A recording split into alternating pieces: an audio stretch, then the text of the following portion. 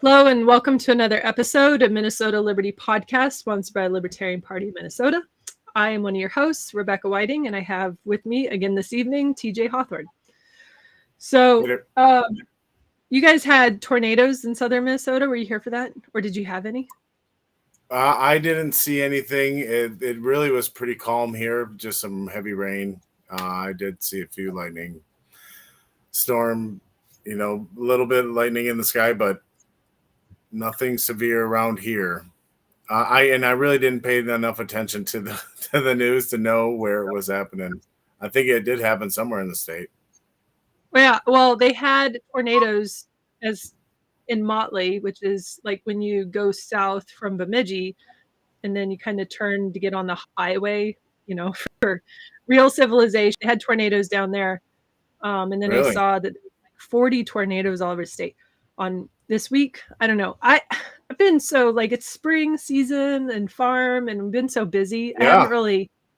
I had no idea. I knew that there was a storm, just focused on what I was doing. And wow. Yeah, really. I mean, I guess that's a testament to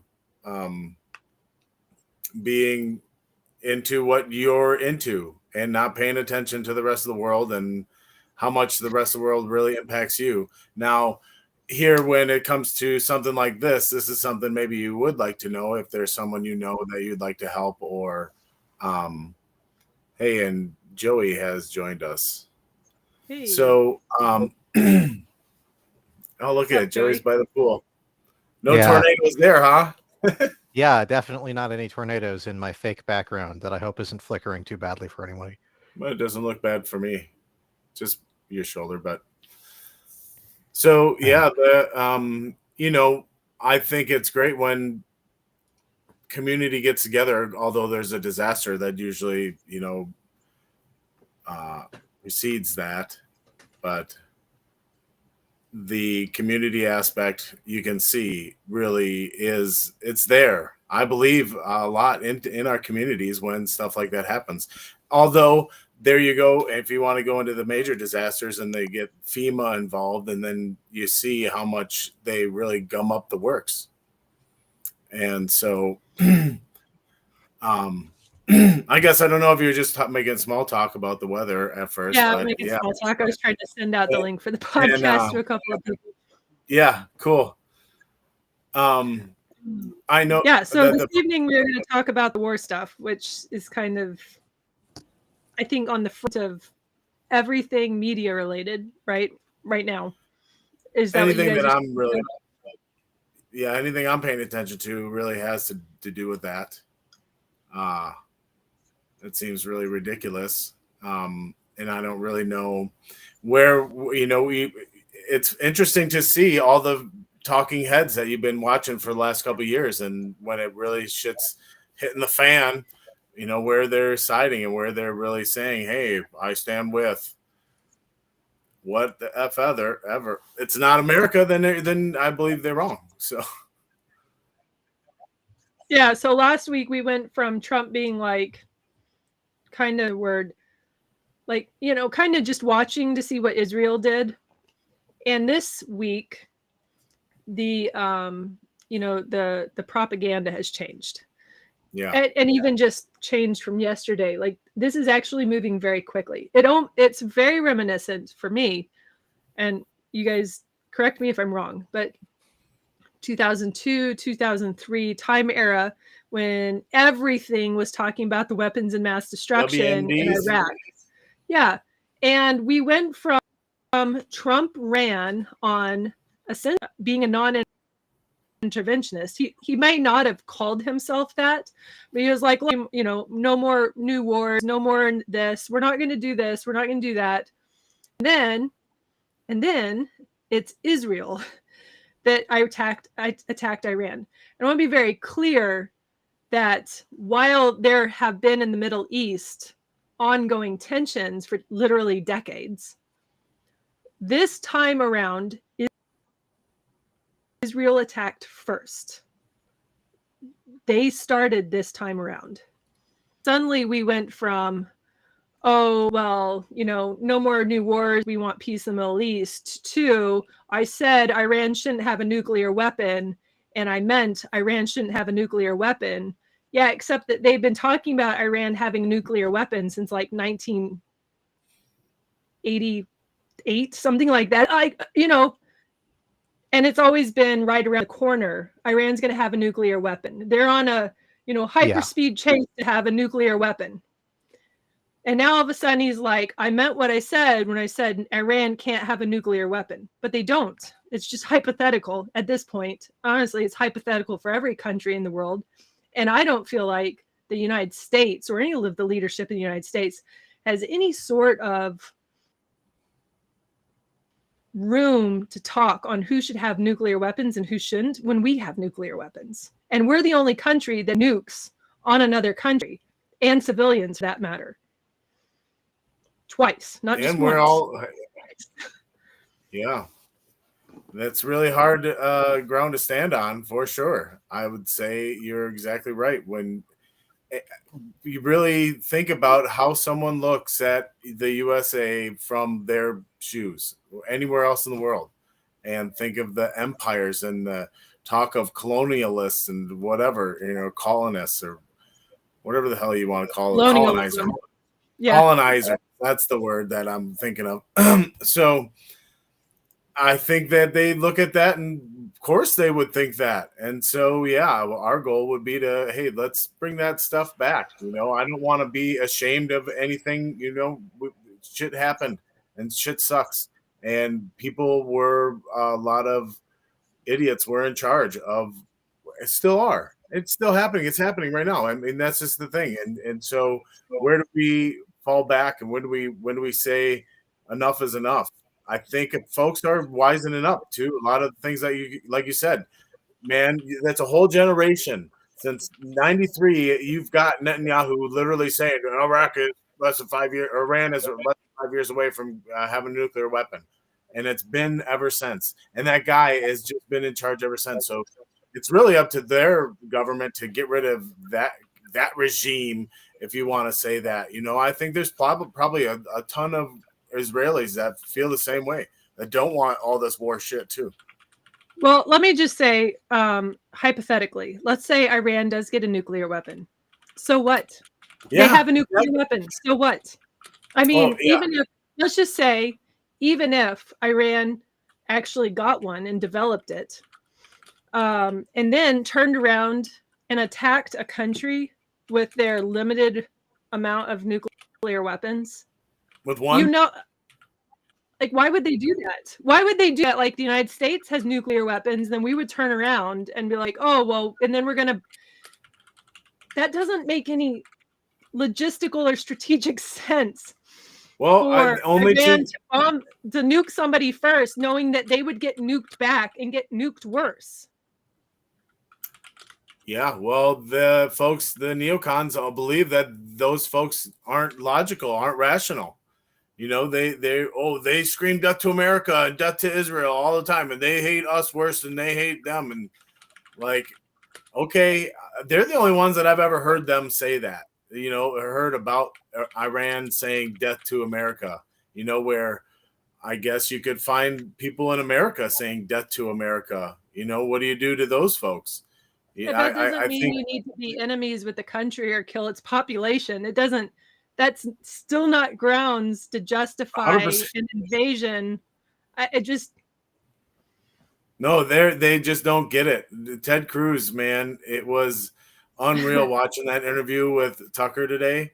Holy crap. I mean, I listened to it. I watched a few clips that were on the Twitter that went viral really early this morning. I think I saw the first one and it blew my mind. Like, what?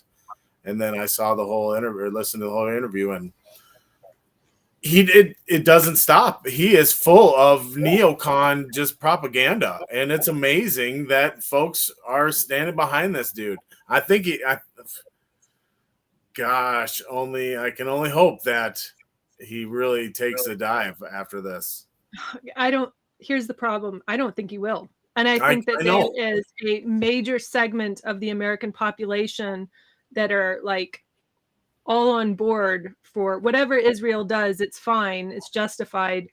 here's where the major hypocrisy is, right? So Hamas attacked Israel October 23, right?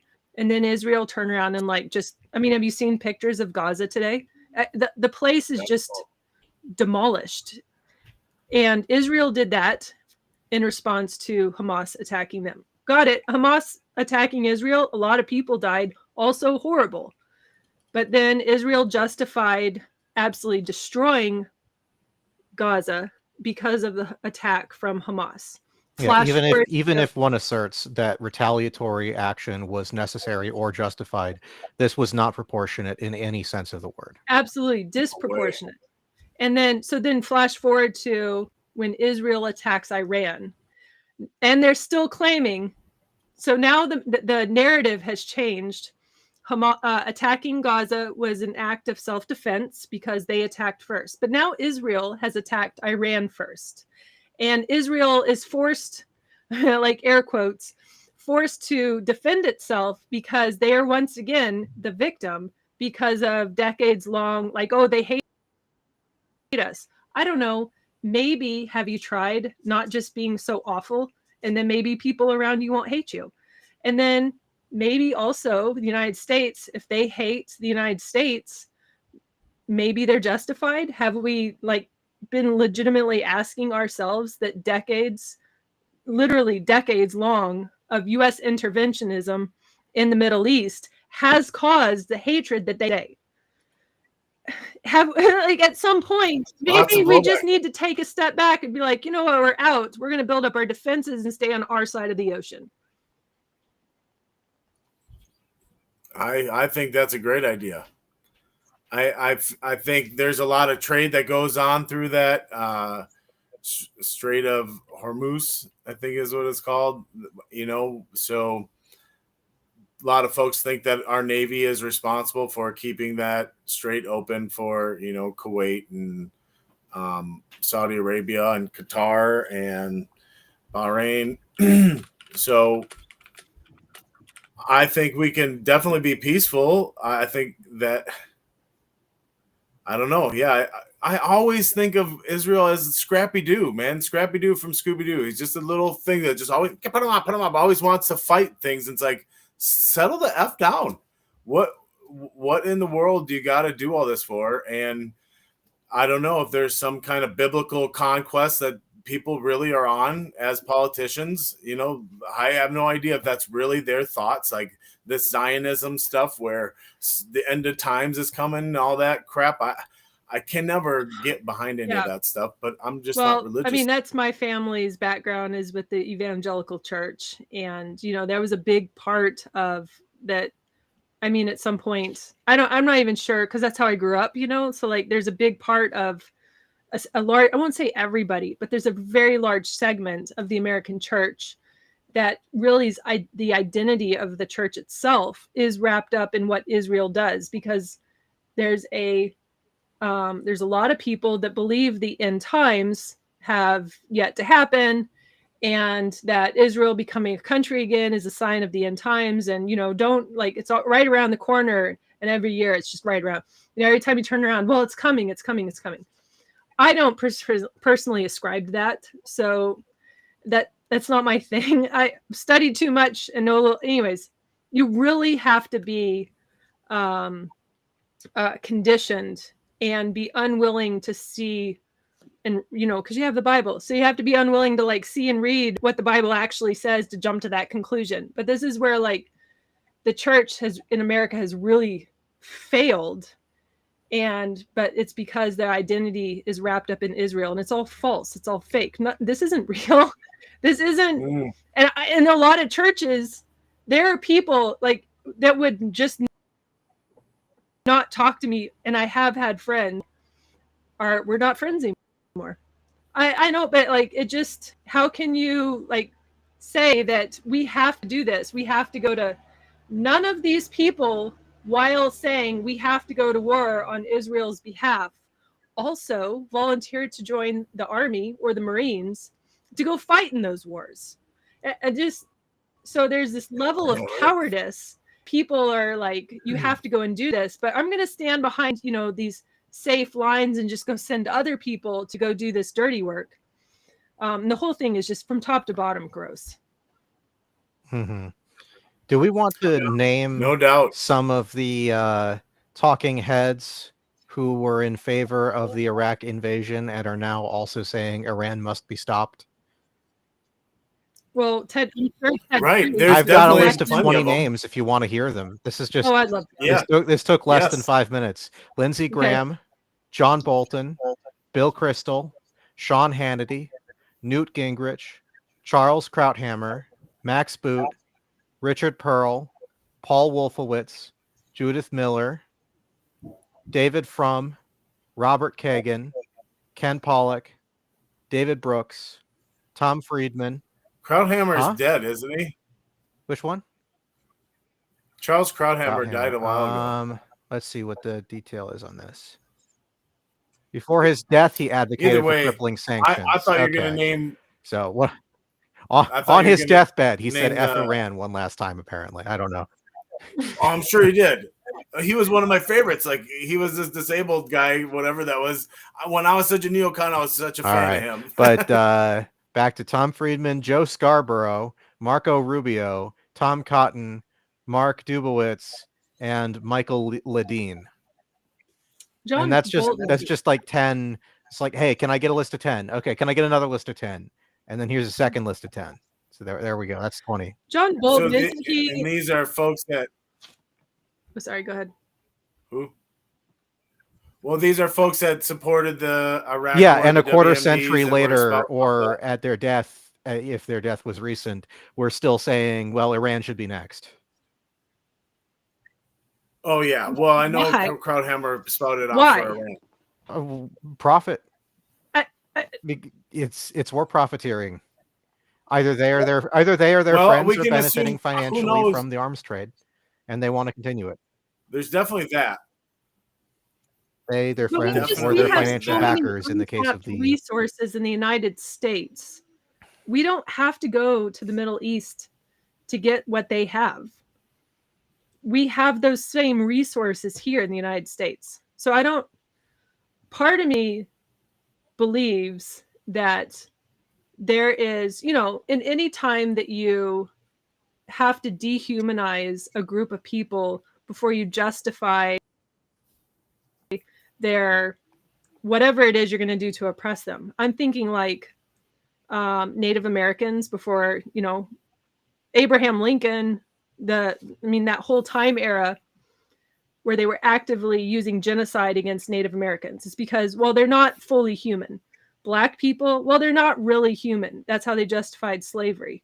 So there's like all these, in the Middle East, well, they're not really like, they're just not kind civilized. of, They're not like the Western there's a large- democracies, except for right, Israel, that who talk suppresses about its own them in such people. a way. Which, to be fair, the Spanish and the French and the Brits, and to some extent us, we're pretty good at. So I guess that does make them like the Western democracies, doesn't it?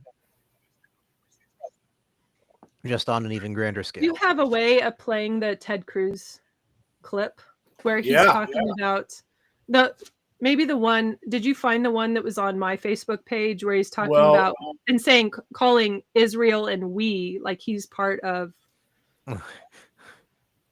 Maybe I can find it. We should Cruz play that. apologized for supporting disastrous war.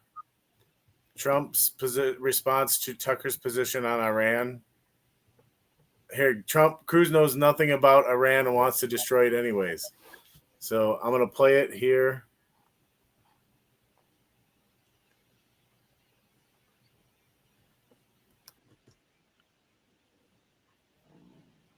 You got it? Yep, hold on. I got it. Let me. I have it too if you don't.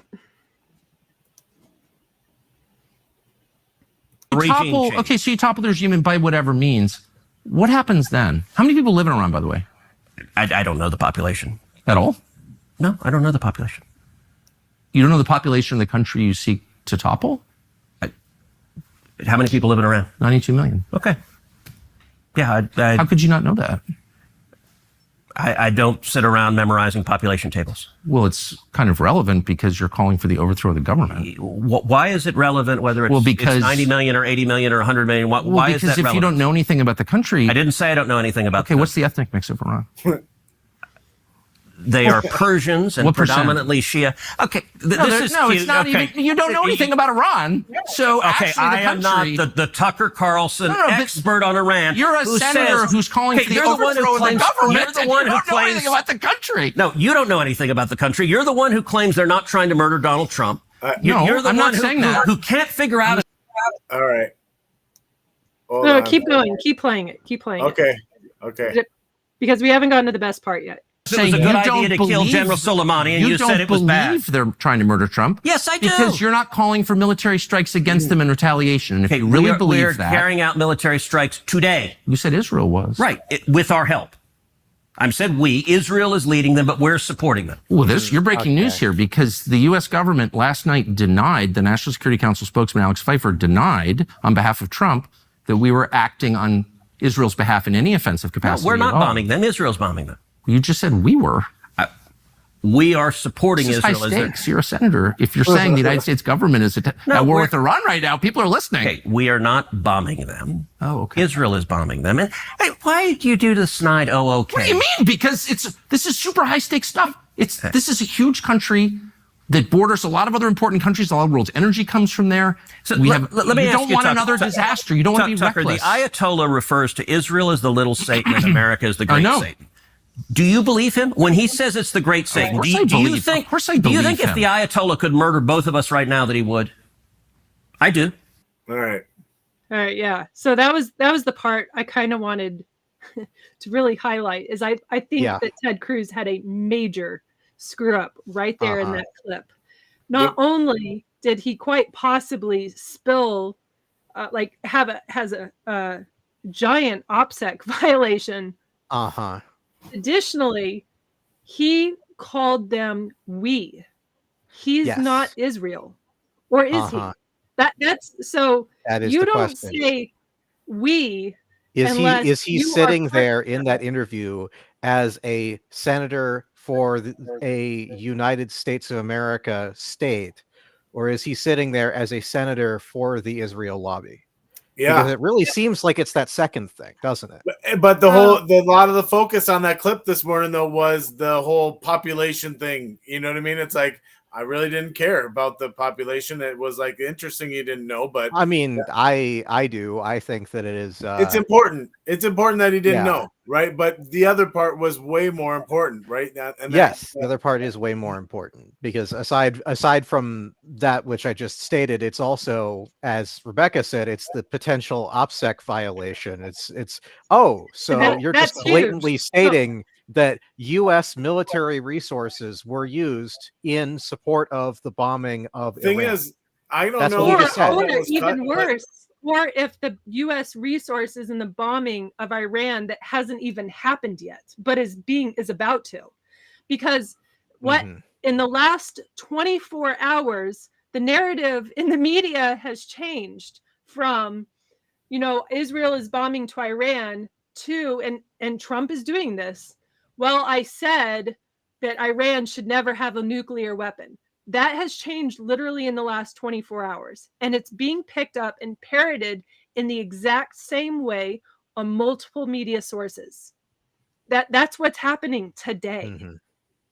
So if he knows about something that it was probably about to happen, and that bombing was planned and he knew about it, he just spilled the beans on the method of how we enter into a war with Iran, which has a very real potential to be the beginning of a World War III. I think.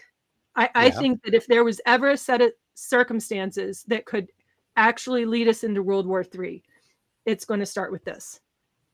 Oh, yeah. And I think Israel knows full well that as well, that they really need us to get involved, to get without getting themselves obliterated. And so have you heard that the USS Nimitz, I believe, is the oldest carrier in our Navy that's planned to be decommissioned has just changed course and went into the Gulf. And so there's all kinds of talk. And here's the thing: I'm happy that a lot of the MAGA crowd is talking anti-war, like this isn't our war. And I think that is resonating, and I'm pretty happy to see a lot of that come out. And I don't think it's going to be enough. I think that they already have their minds made up, and it does not matter what the rest of us think. Unfortunately, we'll see I think how, you're right. how I don't think that public sentiment is going to be a deciding factor at this point in the game. Well, I probably agree that these folks, definitely the politicians and the lobbyists or whoever, have their mind made up on what their goal is. Who knows? And again, going back to what is the whole reason? Is it biblical or religious, or, the whole fact that Israel went in there, or the Zionists went in there to create Israel back in the 40s or before that. The only way they could really get this to really work is to destabilize the rest of the area. Although I think a lot of the money that the U.S. has been paying off with UAE and Egypt and all these other countries in Saudi Arabia that have been peaceful, and I think a lot of the propaganda is, because they're Shia or they're Sunni or whatever the hell. I don't think it has anything to do with that. Am I frozen? You were for a second, but was I frozen? You're good. You're fine now. All right. So I feel like the only way that they could really stay alive or stay without is to keep chaos going on, and Iran is the only stable nation left, and that plan was laid out a long time ago. 7 countries in so many years. Dave Smith talks a lot about that.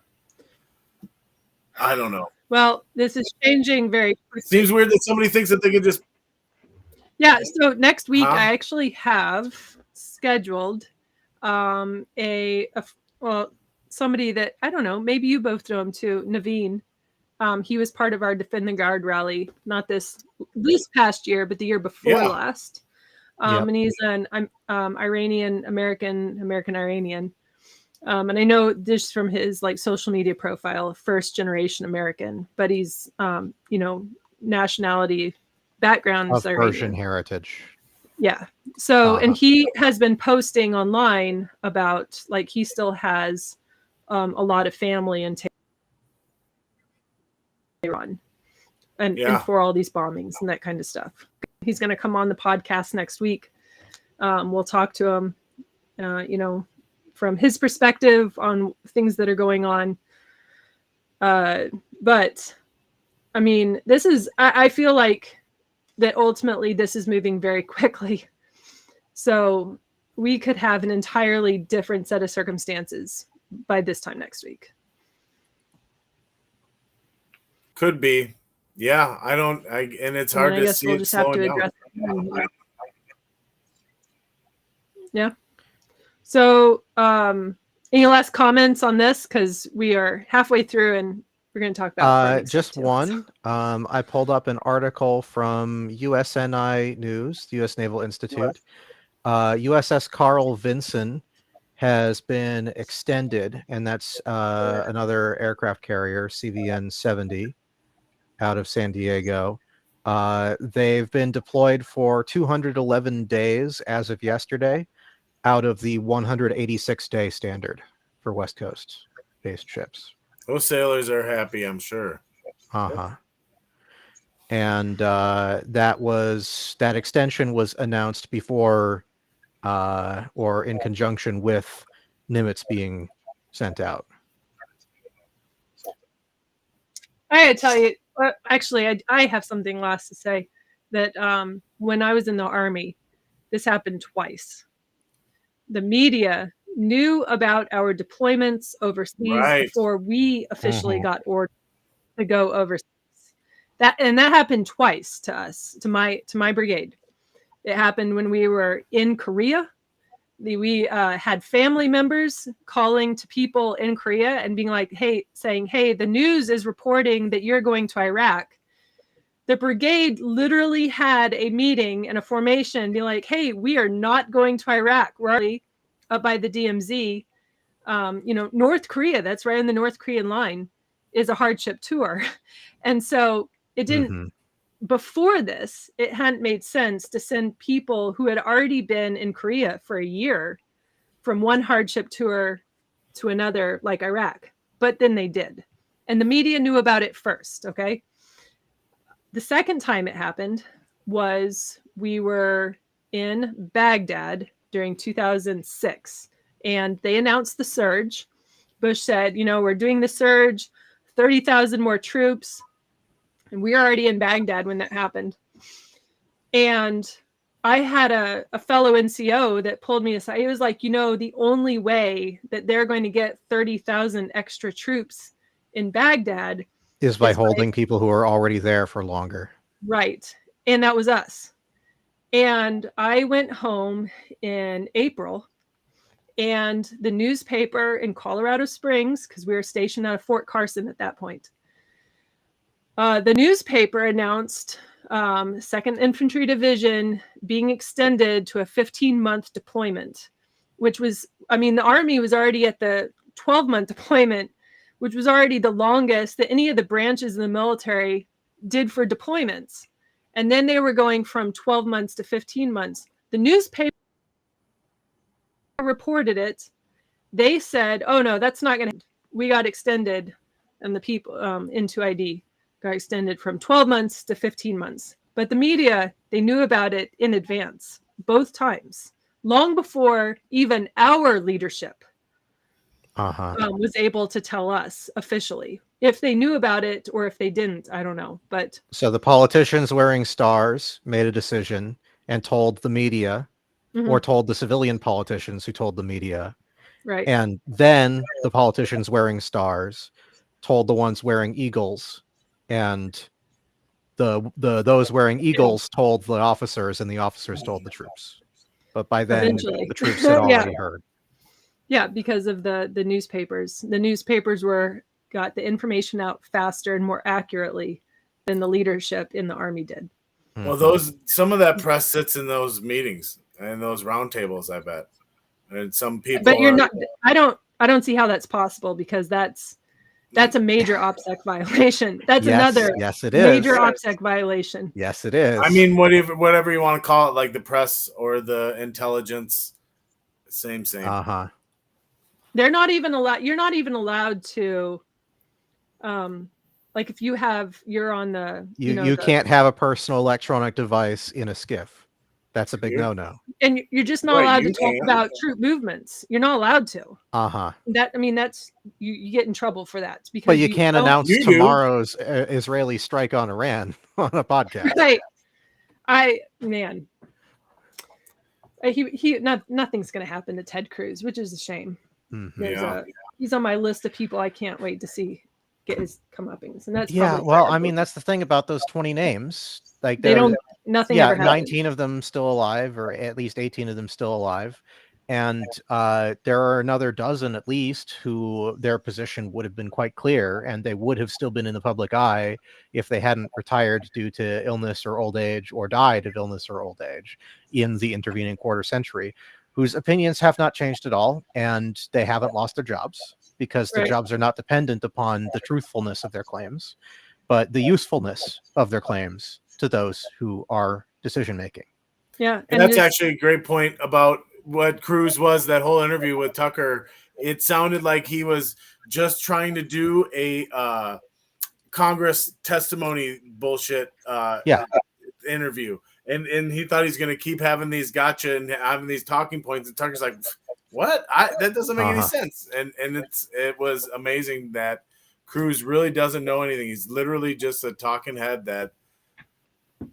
And I particularly enjoy when usefulness and truthfulness overlap, because then I can say thank you, Tucker Carlson, for making such use of the truthfulness of your takedown of Ted Cruz.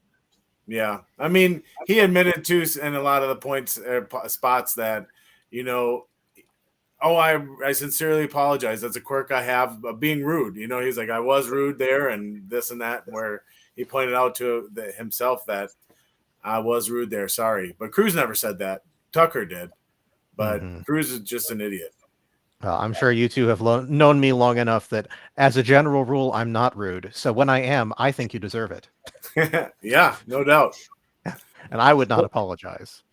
I don't feel like I'm rude very often, but there are sometimes yes. And I'm going to be very reluctant to apologize when and if that happens, or when that happens. I guess I'm also like, I don't know. You push the right buttons and you get what you got. So, all right. So, has anybody been watching the chat? I've been seeing. I haven't seen anything in the chat.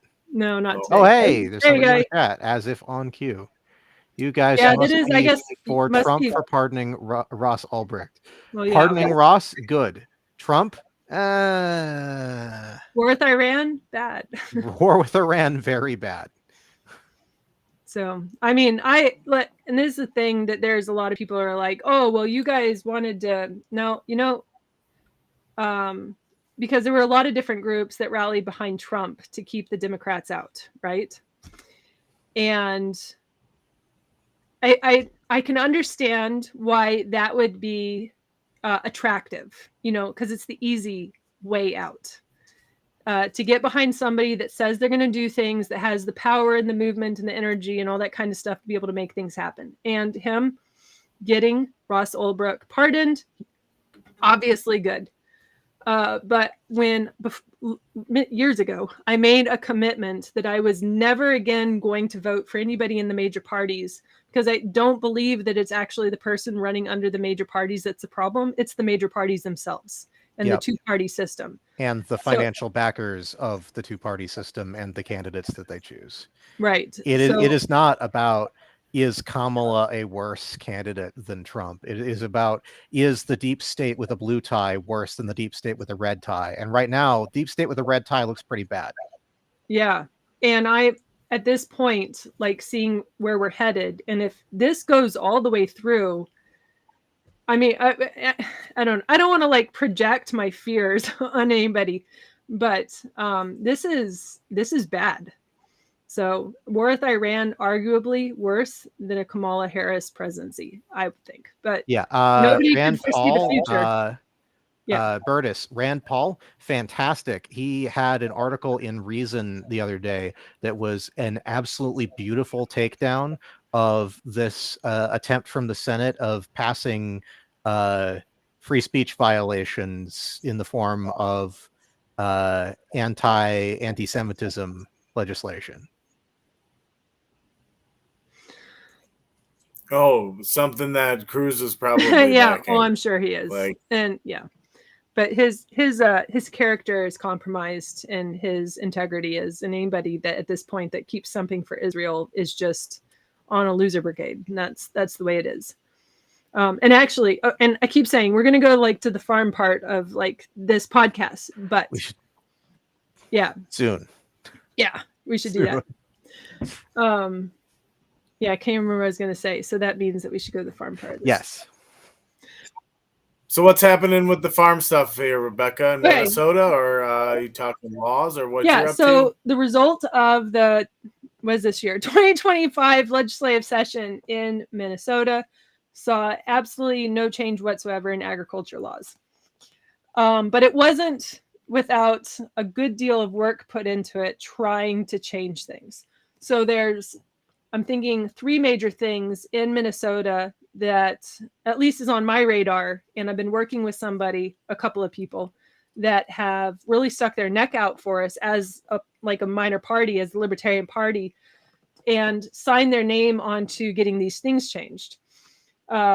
Those 3 things, just name them all right now, are the cottage food laws in Minnesota, is the raw milk laws, and the meat processing. So we'll start with the meat processing, because that's probably one I haven't talked about as much. The meat processing laws in Minnesota, and this is one that didn't get into like a law with a number, and this is still in the works, but it is on my radar. if you remember do you remember in 2020 when all the lockdowns happened? Do you remember seeing like all the pictures of farms, like literally piles of like hogs and all these kinds of things that were just, they had to euthanize because the supply lines had been, bottleneck.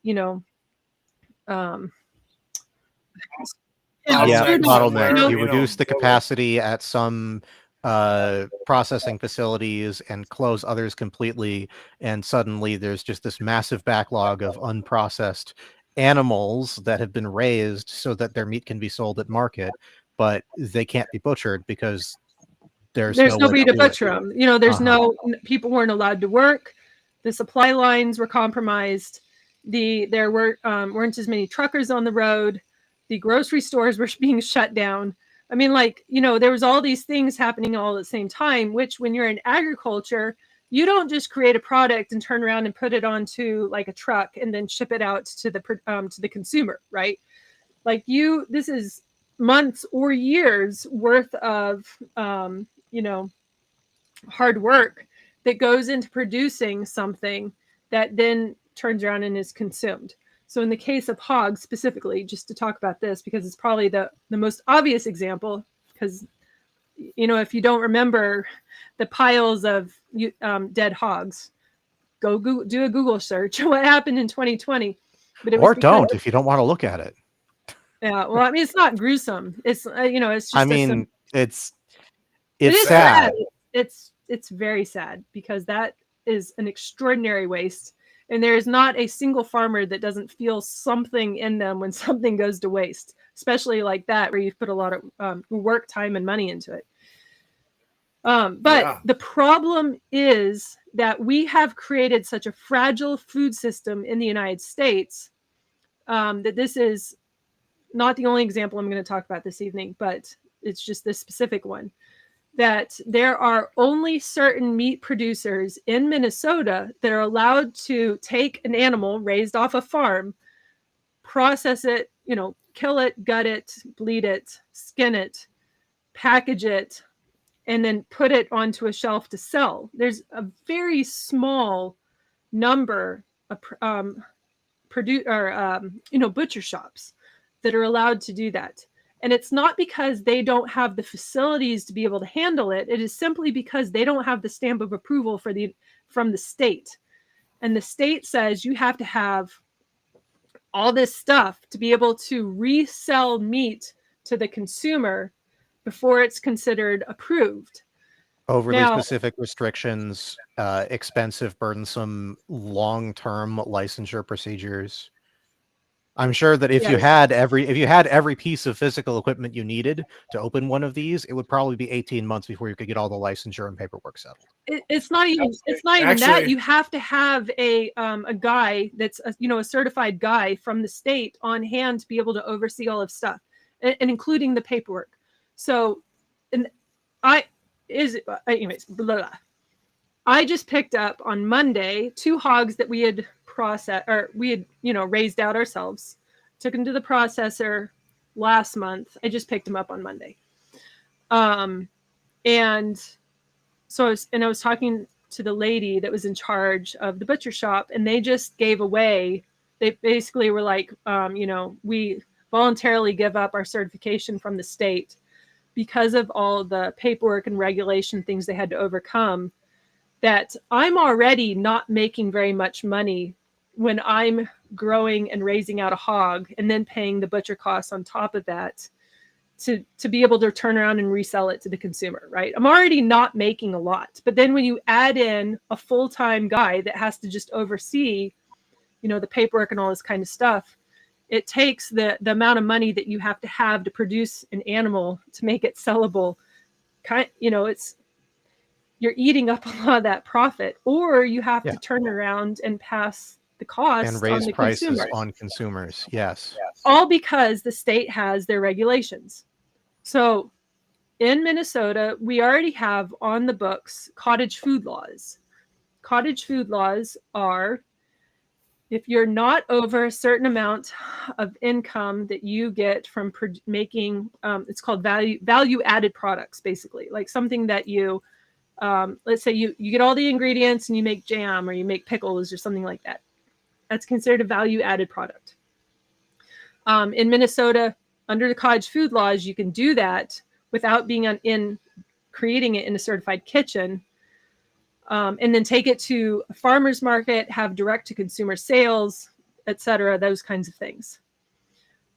As long as you're under a certain amount of money that you that you made during that the fiscal year. And it's like $78,000, all right? So like that's not a small It's enough. amount of It's money. enough to make a living for a small family. Yeah, for sure. And so if we had something of the same, mindset for small, like niche kinds of markets, like farmers markets, food, farm to food table kinds of situations, or farm to table foods kind of situations, where it's the consumer is looking for something where they can talk to the farmer in person, not just have to go buy a package of they don't even know where it came, they don't know the farm, they don't know the animal, they don't know any of that kind of stuff. If we had, let's say, you could raise a certain amount of hogs or beef, red meat, any red meat, beef, hogs, sheep, goat. And as long as you kept it under a certain amount of money a year, you're not considered a corporation or, on that kind of a level. Yeah, and there is still licensure for. Well, you so register with the state. If people are wondering, oh well, does that mean that people are just going to be cutting up pigs in their backyard and selling them to their neighbors? There is still cottage industry participants do still register with the state government. Yeah, you still register. Yeah, and it's not like this is something that's just groundbreaking. We already do it with white meat. So like you can sell chickens, rabbits that you have raised and processed on your own and stuck in a bag, and as long as there's certain things on the label, like the state says you have to have like the name of the farm, the address, email, the weight of the animal, etc., the day it was processed. Like there's certain things that have to be on the label already, but that is the consumer's responsibility. And if they want to buy something that is from the farm, they can, and it's their responsibility to know where it comes from.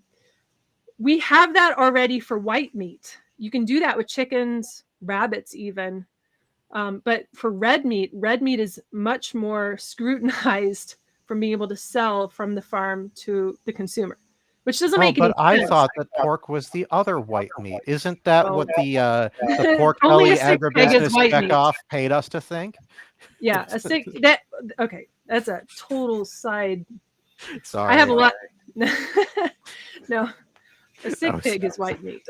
So when you see white meat on your the shelf for pork, those aren't healthy hogs.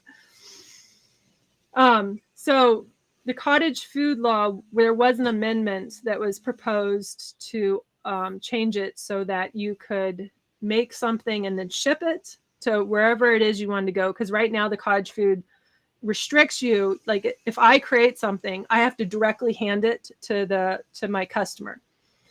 The new amendment would have allowed us to be able to mail it, for instance. Like if you make pickles, you could, can the pickles and stick it in a box and ship it to somebody, even out of state. Anyways, it didn't pass. Nothing passed. So back to the drawing board on that next year. The other thing was raw milk laws. We had a raw milk bill in the Senate and in the House this year, and it would have allowed raw milk sales to be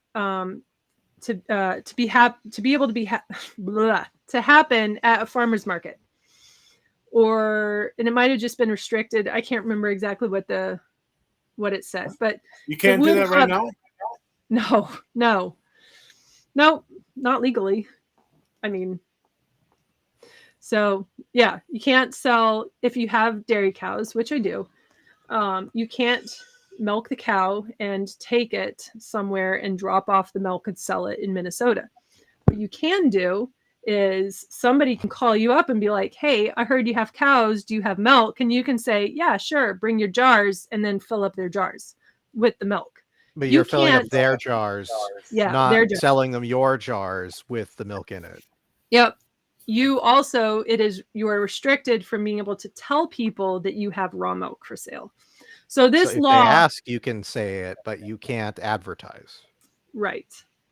So this law would have made it so that not only were raw milk sales would have been allowed at farmers markets, but you would have been able to make things out of the raw milk, cheese, yogurt, ice cream, sour, any of those kinds of those dairy products, and then been able to take them to a farmer's market, and be able to sell them. That didn't even get to committee this year. So the cottage cheese law got to committee and went through it, but it didn't. What happens if you just start doing this stuff, man? Like, well, it depends on if you tell people, because if you tell people, like say a podcast, that you're doing something like that, then people would start asking questions. But if somebody who wasn't please associated don't ask me about my raw milk. It is not for sale. I don't do. we drink it. I think the more folks that get involved and just start doing it. That is the thing, is nullification. Well, law here's doesn't mean anything if it can't be enforced, and if it can't be enforced equally, it can't be enforced. No, it is enforced. In 2000, I believe it was 2012, the Minnesota Department of Ag came down very hard on, and I don't know, maybe you could do a Google search really quick, Joey, but came down pretty hard on a guy who was selling raw milk, and he was delivering it to people here in Minnesota, I believe. And Department of Ag came down on him, and there was a lawsuit, it went to Supreme Court, and the Supreme Court in Minnesota said that the government has this was a major win, but it never went anywhere after this. The Supreme Court said that the government cannot stand in between the sale of two consenting adults. But it originated with problems with him distributing raw milk. That's Freeport farmer acquitted in Minnesota raw milk trial, September 2012. So this precedence. It's set. Yeah, we have it already. Two consenting adults. Right. And by the way, the Minnesota Constitution also, Article 13 says, and I'm not quoting this word for it because I'm doing this. But it prohibits licensure requirements for home farming. Anything that you can peddle from the farm, anything that you can peddle, if it originates from the farm and you can sell it, that it says in the Constitution that the state cannot require licensure. Right. Wow. But they do. So the entire Department of Agriculture in the state of Minnesota is acting illegally. Now, here's really what I want to hit on. And anybody that's listening and watching and wants to really understand like the long-term consequences of this, right? Because it's not like this is new. Our entire lives, we have been under this umbrella of restrictions and regulation and lawfare basically against the family farm. I believe it was in between 21 and 22, 300 family farms shut down actually, it might have been more than that. Shut down just in Minnesota. Okay. So the average size of the farm is getting bigger because the larger farms are absorbing the smaller farms, and the smaller farms are more likely to shut down. It's more, it's more risky to have a small farm. And I know in our case, my husband works off of the farm in a full-time job. There's no way that we could live just off of what we do for the farm, so it's not our main source of income. And you really have to keep, you have to have another reason why you keep doing the farm stuff. It's not to get rich. The average age of the farmer, I believe, is between 55 and 60. 20 years from now, when the average age of the farmer, if we're not replenishing these old farmers with newer farmers in 20 years, where are we going to be at when all these small farms are shutting down? Not because they can't produce something, but that because the regulation makes it impossible to turn a profit off of what you can do on your farm, because there's too many hoops to jump through in an industry that is already high risk.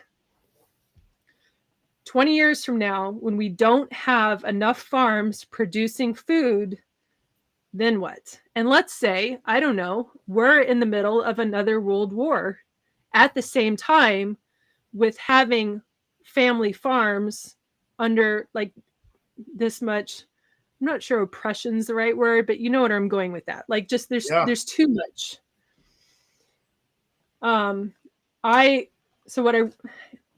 This is what I hope that people would take out of this is that if you ever felt like now is the time to learn how to garden, absolutely do it. You know, I mean, there are, history in World War I and World War II in these types of, military conflicts that are very consuming. Your supply lines, your everything is going to happen as a result, is going to be more restricted. And so there's a lot of people. You want to know how to garden and have a garden that is already producing food before they announce that they're talking about rationing. Right.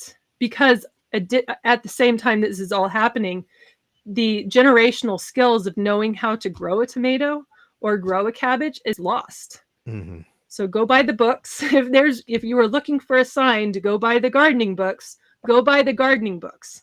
And just start learning. Start with a tomato in a pot in the backyard. Put in a little raised garden bed. It doesn't take a lot of work to just get that done. But go get that done. And then it feels good to be like, oh, hey, I grew this, because that's where this is headed, between the average age of the farmer, the death of the family farm, the continuing restrictions of agriculture, and it's not just Minnesota of the remaining agriculture. Yeah, into big ag corporations. That's where it is all headed, because they have the money to be able to overcome the all the trials that happen as a result. So they can do it. A family, and even worse than that, corporate tiered sharecropping, where big agribusinesses lease land from hedge funds that hold farmland as items on their balance sheet. That is about the furthest you could possibly get from how agriculture is supposed to be handled. Yeah. Well, and the government also, like for these large farms, puts caps on what they're allowed to produce and, harvest. So there's this mad rush during harvest time, a lot to get, their crops in. Because once the government hits their max, that's it. Everything else is there's nothing to do with it. They only take a certain amount, and they control the market, the prices of the market. None of this happens organically. This is unintended. This is all. I'm getting short for words because I'm tired. I've been out in the garden all night. Like I'm just feel dirt in my face right now. I didn't get a shower, but it's all. I'm with Nick, and I want to try some raw milk this summer. Y'all are gonna have to come north. I am not planning on making a trip south. I'll bring my own jar. Okay, make it legal. Fuck that. That's the thing, is I just feel like, when the shit hits the fan, if we're in World War III, if my neighbor's slaughtering pigs in his backyard and selling me a quarter pig for whatever, a few rounds of ammo, I think that's worth it. And I don't care, I do care. I'd be interested in knowing, is he doing it safely and sterilely, and you know what I mean? Oh, yeah. But you're not interested in knowing whether he got a government license first. Exactly.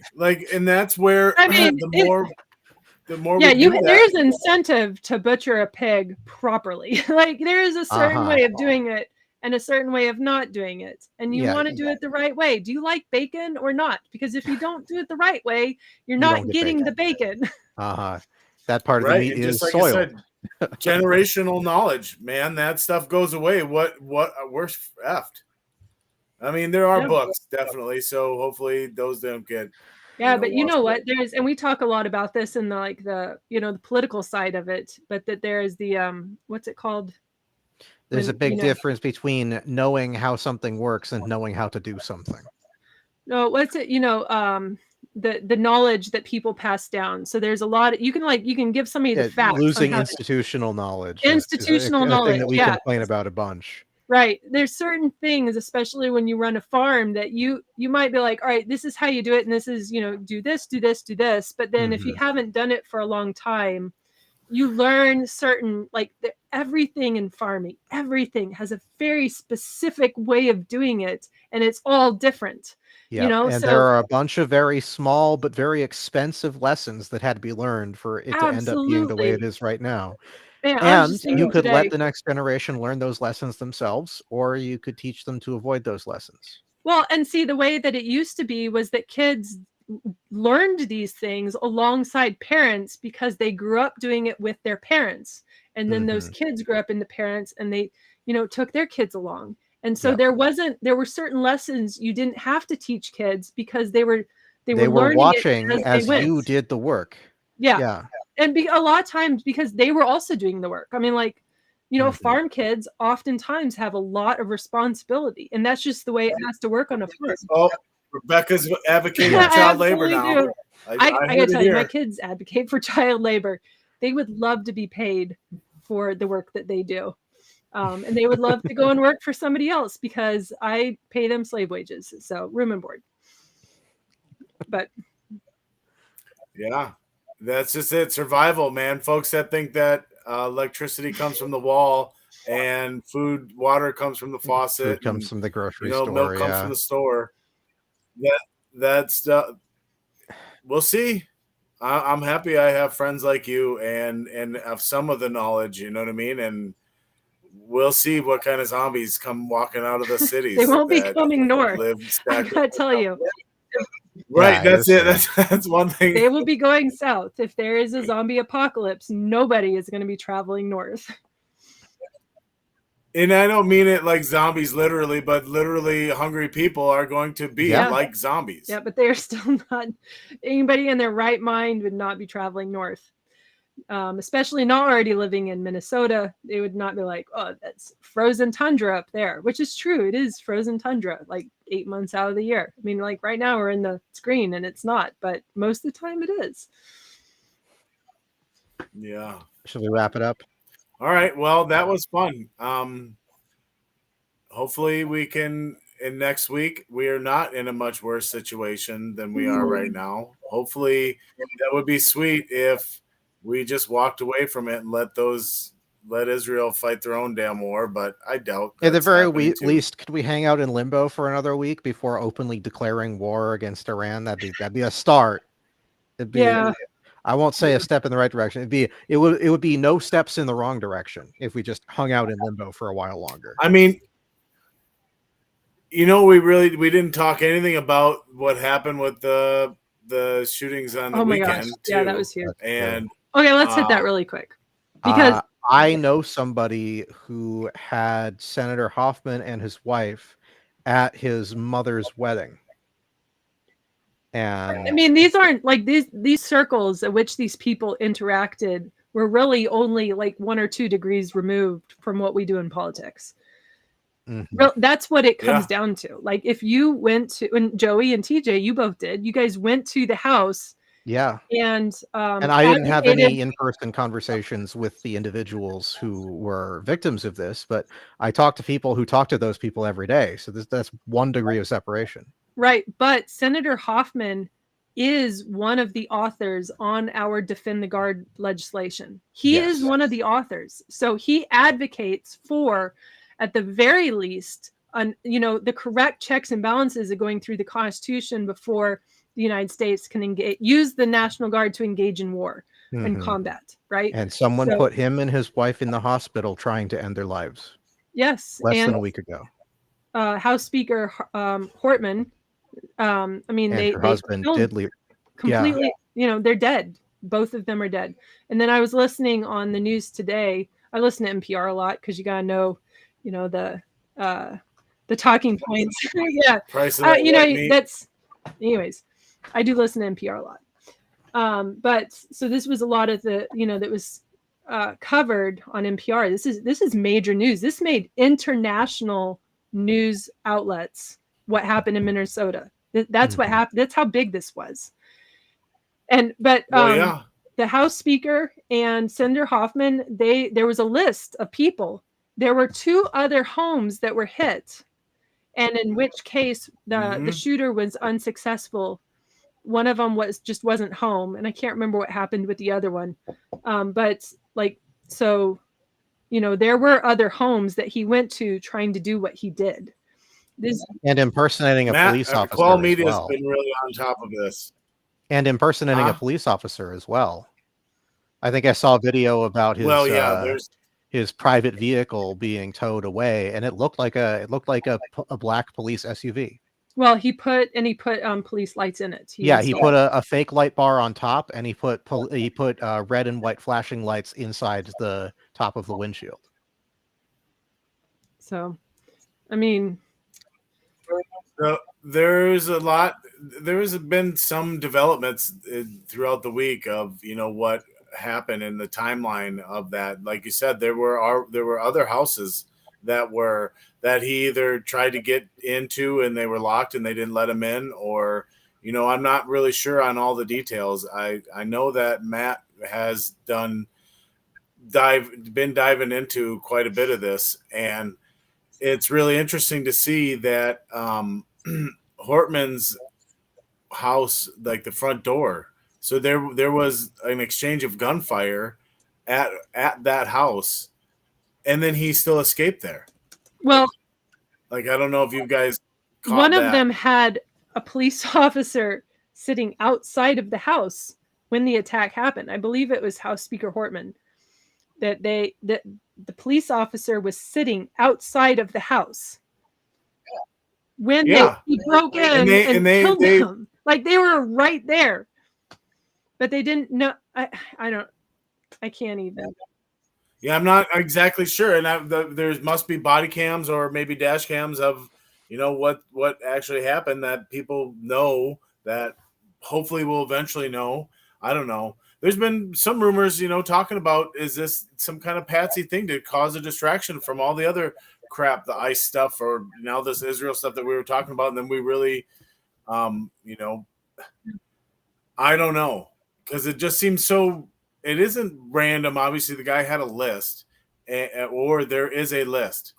Again, to say it was the guy, is this all stuff that we're just put out there to see? I don't know. I can't. I don't like that. That's too big for me to wrap my mind around right now. Like, if it's to that degree, but I think at the very least, major failures in the, the things that should have happened with law enforcement that could have prevented this. Major failures.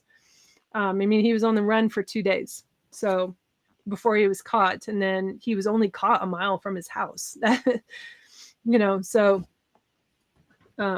anyways, but we actually are very much out of time at this point. Yeah, so, we are. Any last comments? Or next week we're going to have our friend on, and then we'll talk more about the war stuff, and then talk about it with him. And friend from Tehran, I guess. Yeah, just the outro. If you like this kind of content and want to support it, or you like us and want to support us, lpmn.org. Please look into our organization and become a member, or give us money, or just tune into the podcast next week. Like who did that? Or give us money. Yeah, I mean, I'm the treasurer is kind of my job. So yeah. So, all right, cool. Enjoyed it, and we will